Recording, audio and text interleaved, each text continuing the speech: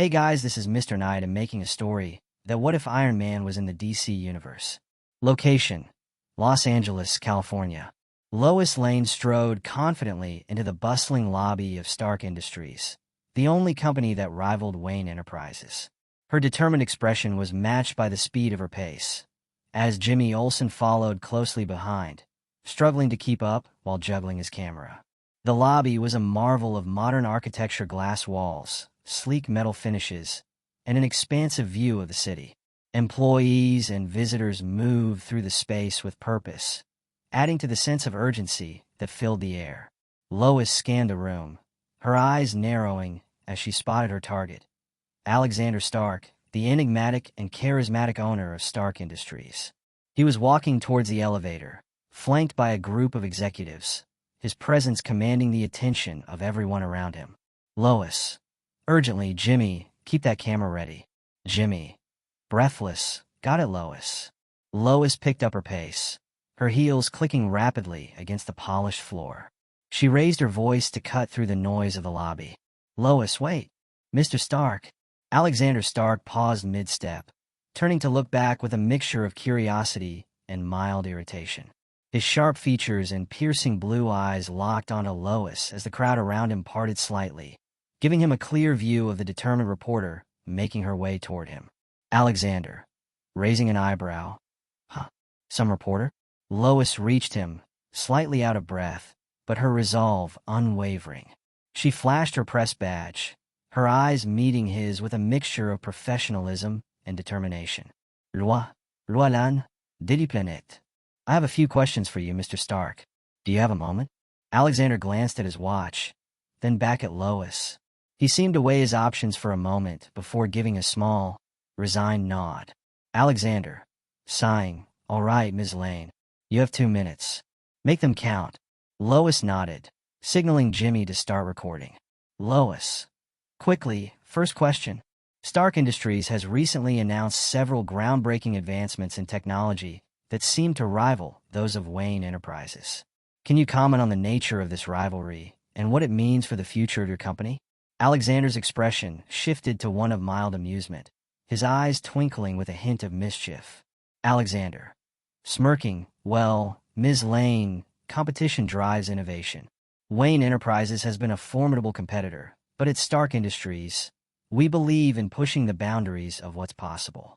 Our focus is on creating technologies that not only meet the demands of today, but also pave the way for the future. Lois, undeterred by his dismissive tone, reached him, slightly out of breath, but with a determined look in her eyes. Loci, second question. There are rumors circulating about you and Bryce Wayne, the owner of Wayne Enterprises. Are you two dating? Alexander chuckled, shaking his head. Alexander, amused, dating? No, that's not true at all. Lois, sensing an opportunity, pressed on.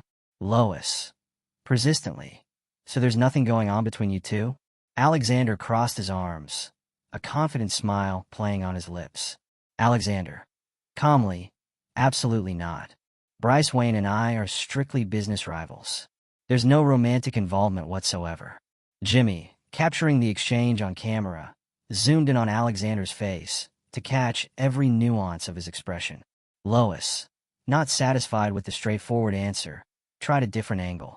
Lois, inquiringly, but there have been sightings of you two together at several events. How do you explain that? Alexander shrugged nonchalantly. Alexander, explaining, we're both influential figures in our industries.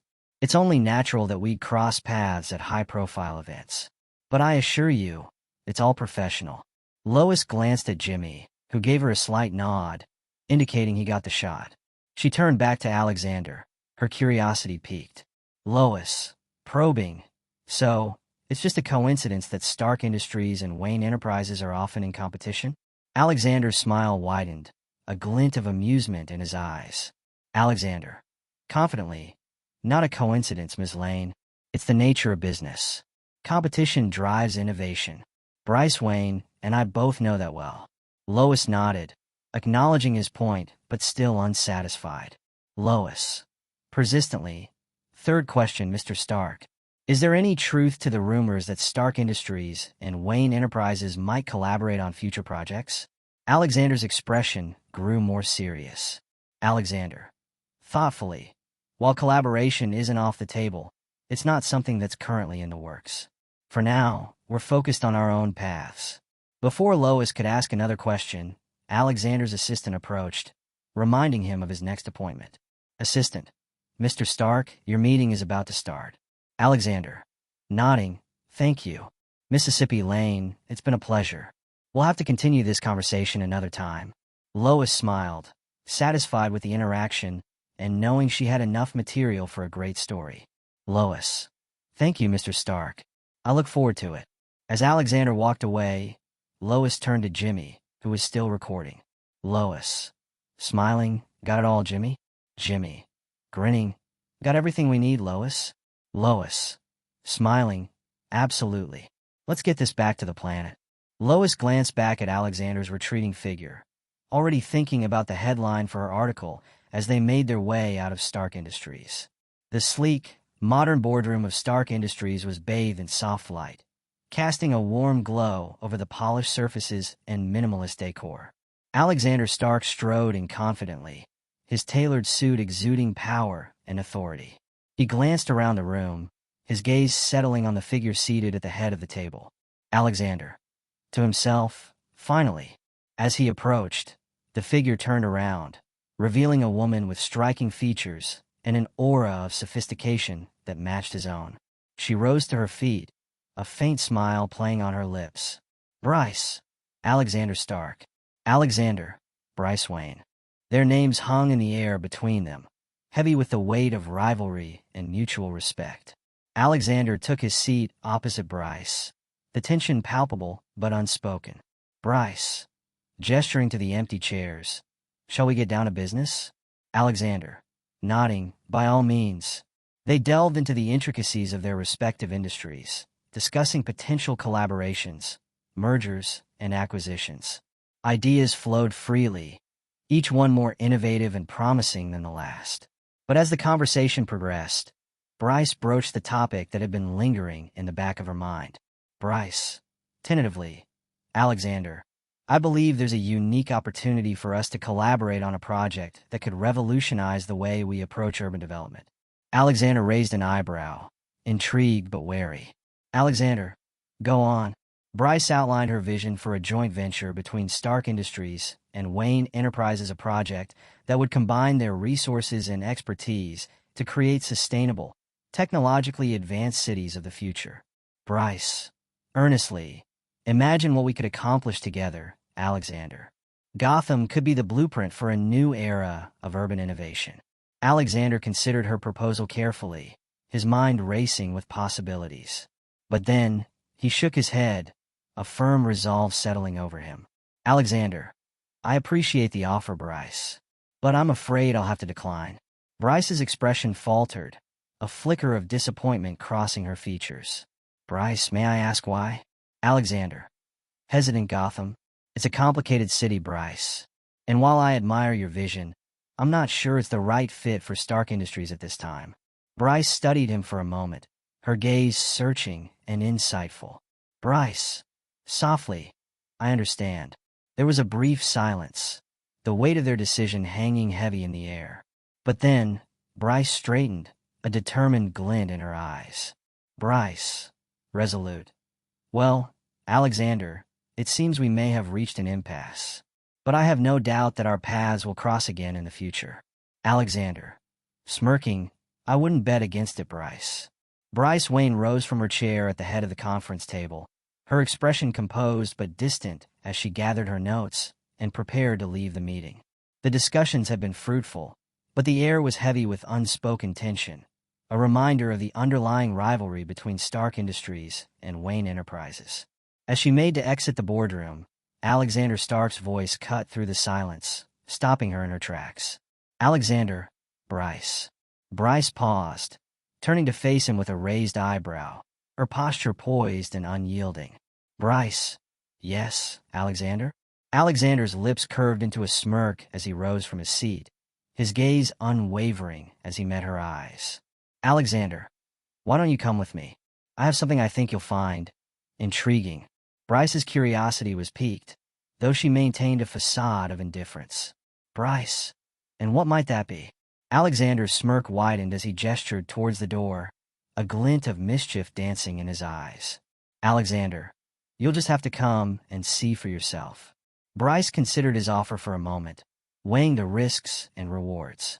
She was well aware of the implications of leaving the meeting with Alexander, but the allure of the unknown was too tantalizing to resist. With a subtle nod, Bryce followed Alexander out of the boardroom, her steps echoing softly against the polished floors as they made their way through the corridors of Stark Industries. As they reached the elevator, Alexander turned to Bryce with a playful gleam in his eyes. Alexander, you won't regret this, Bryce. I promise you that. Bryce arched an eyebrow, her lips quirking into a faint smile as she stepped into the elevator beside him. Bryce, I certainly hope not, Alexander. 1 hour later, Bryce and Alexander arrived at his house in Malibu, California. Perched on Point Dume at the edge of the cliff, the house offered breathtaking views of the Pacific Ocean. The sound of waves crashing against the shore provided a soothing backdrop to their arrival. Alexander, finally, we're here. Alexander's voice carried a hint of satisfaction as he unlocked the door and held it open for Bryce. She stepped inside, taking in the luxurious surroundings with a mixture of awe and intrigue. Bryce, smirking, impressive, stark. Not quite what I expected.